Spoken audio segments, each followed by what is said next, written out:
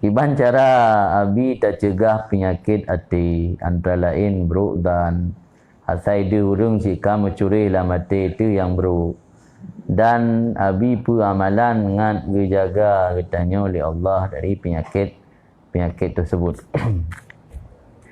Amalan amalannya duduk. Yang pertama dia dah perbaiki hati. Perbaiki hati dan yo. Cara supaya mangat baik bro dan ke memandu murung. Tanggap dan yakini lah segala sesuatunya datang dari Allah. Hana kekuatan bak manusia.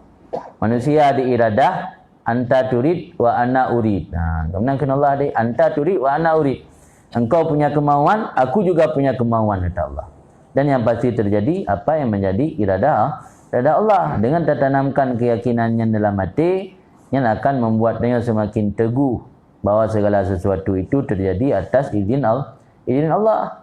Dan dengan karena iman keyakinan bahawa segala sesuatunya atas izin Allah, katanya hana gampang li berburuk sangka kepada hamba-hamba Allah yang lain.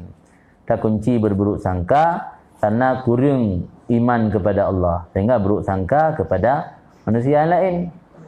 Hana jero sangka. Katanya yakin nak keimanan kepada Allah, ibadah sifat tawakal. Tawakalnya muncul karena keyakinan hati. Karena yakin hati ke Allah, ibadah sifat tawakal, menyerahkan segala sesuatu kepada Allah. Dengan dah serah segala sesuatu kepada Allah, hanale tanya berburuk sangka kepada yang selain Allah. Nan kira-kira cara tertanamkan dalam hati tanya. Sebab meyahana i pada balik-balik yang kali teu dia kicak balik hati mana nah. Supaya hati fikiran mangam bolak-balik. Balik kata di badap ni hendak balik angah kiblah.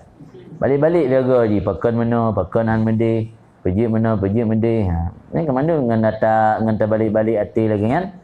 Gadah penyakit buruk dan kurung. Ha ada urung cik kata duga ni si mana pun buat. Ada bisa jadi penyakit buruk dan kan timur kadang-kadang sifat buruk nama daya nya ada perbaiki sebab man sa'afin lo sa'adu nunuh ada kan? Orang yang buruk perbuatannya, buruk dugaannya. Dia tak biasa saya menggerabang-gerabang dengan malak je mecu. Ada orang naik kan telak gua lepas ni buat gua telak bantruk ke medan. Rumput dengan orang yang boleh malam kada fikir yang tang. Dan kena je mecu buat biasa ro tahu kogop lagi ro tu. Ha yang kan man sa'afin lu sa'adu nunuh. Nya me pelai mengambil buruk dan perbaiki ro dia. Ro dia perbaiki baru nak buruk dan lagi orang lain.